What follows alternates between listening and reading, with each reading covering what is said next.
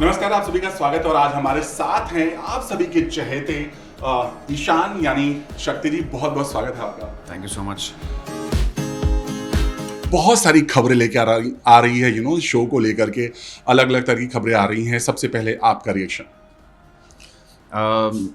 जैसा बाकी लोगों का रिएक्शन था सेम मेरा भी रिएक्शन था, पर मोस्टली हमने सुना है कि हमें जो खबरें होती हैं वो मीडिया के थ्रू ही मिलती हैं। तो मुझे भी मीडिया के थ्रू ही खबर मिली, but of course we can't believe it till the time it is actually happening. So अभी तक हमें कोई इंटीमेशन मिला नहीं। जब तक कोई इंटीमेशन नहीं मिला तब तक हम काम कर रहे हैं और अच्छे से काम करते रहेंगे, अपनी शिद्दत से पूरी तरीके से अपना जो फ़र्ज़ है वो निभाते रहेंगे। और अगर ये खबर सच भी है तो भी उनका डिसीजन सराखों पर, क्योंकि जो प्रोड्यूसर्स होते हैं वो कुछ सोच समझ कर ही काम करते हैं, चैनल सोच समझ कर ही काम करते हैं। तो ये नहीं होगा तो कुछ और करेंगे। So I am open and I am मतलब completely okay with whatever decision they take. But being a actor, जब इस तरह की कुछ खबरें आती हैं, जाहिर तौर से बात है कि थोड़ा सा लाइफ में कुछ आता है क्या होगा कैसे होगा। तो शक्ति से अगर बात करें, जब इन तमाम खबरों के बीच काम करते हैं तो उनके मन में क्या चलता है? आई थिंक मुझे इतने साल हो गए ना इंडस्ट्री में, और मैंने एक नहीं सैकड़ों शोज़ किए हैं और हर शो में मुझे ऐसी न्यूज़ मिलती ही रहती है। तो अभी मैं थोड़ा सा थिक स्किन्ड हो गया हूँ इस मामले में, और पता नहीं, ऐसा कह लो कि ऑटो पायलट पे हूँ कि मुझे पता ही है मुझे क्या करना है क्या नहीं करना है। तो जब आप शूट कर रहे होते हो ना, आप ज़्यादा हेल्थ का ध्यान दे नहीं पाते हो, क्योंकि आप 12 घंटे 14 घंटे 15 घंटे शूट करते हो। तो जब आपको ब्रेक मिलता है वो आपका प्रेपरेशन टाइम होता है for the next project. So I will take it as an opportunity if this happens, and I will work out, I'll take care of my health, I'll do yoga and falana dhimkana, so that I can unwind myself. I will probably go outside India, I will chill for a while. तो ये सारी चीज़ें ज़रूरी होती है अपने आप को रिजुविनेट करने के लिए, क्योंकि आप इतने टाइम तक एक किसी भी प्रोजेक्ट के साथ जुड़े हुए होते हो तो आपको कहीं ना कहीं माइंड में भी सैचुरेशन आ जाता है। ऑल्दो आप डिफरेंट कैरेक्टर्स एक ही रोल में प्ले करते रहते हो, आपके कैरेक्टर्स चेंज होते रहते हैं, लेकिन एक कहीं ना कहीं स्टैग्नेंसी भी आ जाती है माइंड में, एंड आई थिंक वो सबके साथ होता है। So change is always good. So if this happens then I know what to do. Shakti, हमारी बात हुई थी अगर लीप आता है तब शक्ति का क्या रिएक्शन होगा? एज आई सेड, मतलब अगर ये वाकई में लीप लेते हैं तो I am more than happy, because I will get to rest. एक एक्टर के लिए रेस्ट बहुत इंपॉर्टेंट होता है, और मुझे तो मतलब सीरियसली सच कहूँ तो आई लाइक फाइनाइट प्रोजेक्ट्स, जहाँ पे आपको पता है आप स्टिपुलेटेड टाइम के लिए काम कर रहे हैं। तो आपका माइंड उस तरीके से प्रिपेयर होता है। एक अनलिमिटेड वाला जो हिसाब होता है ना, वो एक माइंड कहीं ना कहीं स्टैग्नेट हो जाता है। सो आई ऑलवेज लाइक चेंज। अगर वैसा डिसीजन होता तो मुझे कोई प्रॉब्लम नहीं है, मुझे ज़रा सा भी इल्म नहीं होगा इस चीज़ का। ओ माई गॉड, मेरे हाथ से शो चला गया, अब मैं क्या करूँगा। I know I have talent in me, I have confidence in my self, and I'll do some better roles, or I'll get better opportunities. I'll be a part of I will try to be a part of different mediums as well. So there are loads of opportunities in the industry. ऐसी कोई बात नहीं, काम की कोई कमी नहीं है। तो कमी है तो बस आपके एक माइंडसेट की, तो वो आपको माइंडसेट डेवलप करना पड़ता है, और मेरा माइंडसेट है। भले मेरे में शायद 100 फ्लॉज हों जो मुझे पता है, लोगों को भी शायद पता हो, लेकिन मेरा एक बिलीफ सिस्टम है कि, and that is why on that belief system only I am able to survive in so many years. So वो मेरे अंदर का एक्टर मरा नहीं है अभी तक, तो वो जिंदा है, तो वो जब तक मैं काम करता रहूँगा, जितनी मेरी लाइफ है तब तक मैं काम करता रहूँगा। और जब कहीं से अंत होता है तो नई शुरुआत भी होती है। बट अभी जो शो का ट्रैक चल रहा है ना, करण भी आए हैं, सबसे पहले क्या करना चाहेंगे? आते ही इन्होंने बहुत सारी चीज़ें आपने देखा होगा किस तरह से सभी के पास चल रही कहानी, आपके दिल में भी सभी के लिए प्यार आ रहा है, उस बारे में, पूरे ट्रैक के बारे में क्या कहेंगे?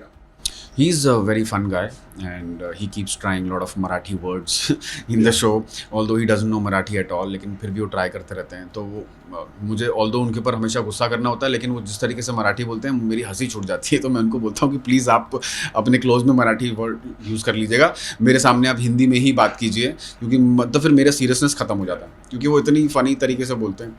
But he still trying, and I am sure कि वो इस शो के अंत तक मराठी डेफिनेटली सीख जाएंगे। But is a very fun to मतलब be with, and on the set also he's a lively kind of a person, so मज़ा आता है। he's a flamboyant personality.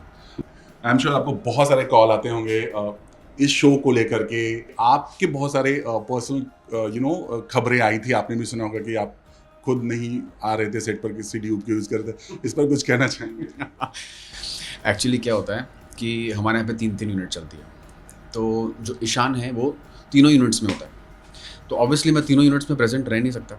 एक यूनिट में मैं हूँ पूरी तरीके से, वहाँ पे मैं अपने क्लोजेस दे रहा हूँ, दूसरी यूनिट में मेरा ड्यूप है, तीसरी यूनिट में भी मेरा ड्यूप है। तो जब वो मास्टर शॉट्स जो वाइड शॉट्स हैं वो कर लेते हैं मेरे ड्यूब के साथ, और फिर मैं यहाँ से कंप्लीट करके दूसरी यूनिट में भागता हूँ, वो वाला क्लोजेस कंप्लीट करता हूँ, फिर तीसरी यूनिट में भागता हूँ कि वो वाला क्लोजेस करता हूँ। आज भी मैं 3 बार शिफ्टिंग कर चुका हूँ लेक सिटी से, और यहाँ से मतलब 2 बार कर चुका हूँ। वहाँ पे भी चल रहा है, वहाँ पे मेरा ड्यूब यूज़ होगा, अब मैं यहाँ पे शूट कर रहा हूँ, यहाँ पे शूट करके वहाँ जाऊँगा तब यहाँ पे ड्यूब यूज़ होगा।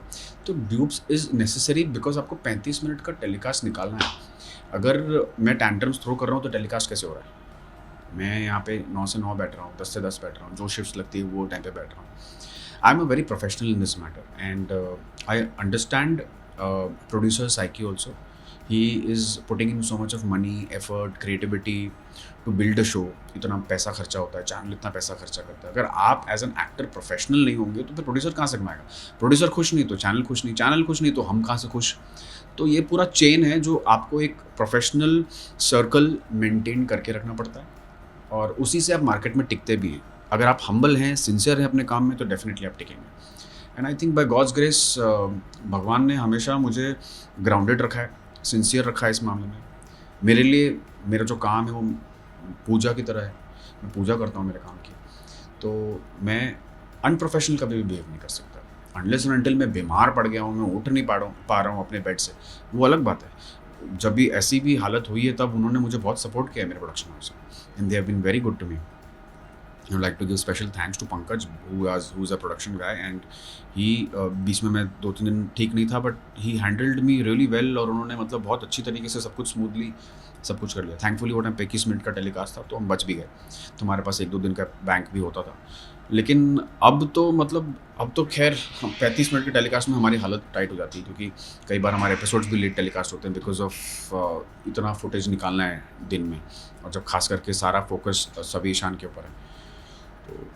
Coming back to my professionalism, I'm highly professional. कल को मैं भी सोचता हूँ, if I become the producer, I would want my artists to be professional, to be on time on the set, with their dialogues ready, with everything ready, and that's how I am since the day one, जब से मैंने काम करना शुरू किया। मैं thank you कहना चाहूँगा आप लोगों की, आपने इतना अप्रिसिएशन दिया, इतना एडुलेशन दिया, मुझे इतना सपोर्ट किया, हर शो में आप लोग मेरे साथ खड़े रहे, so thank you so much for it.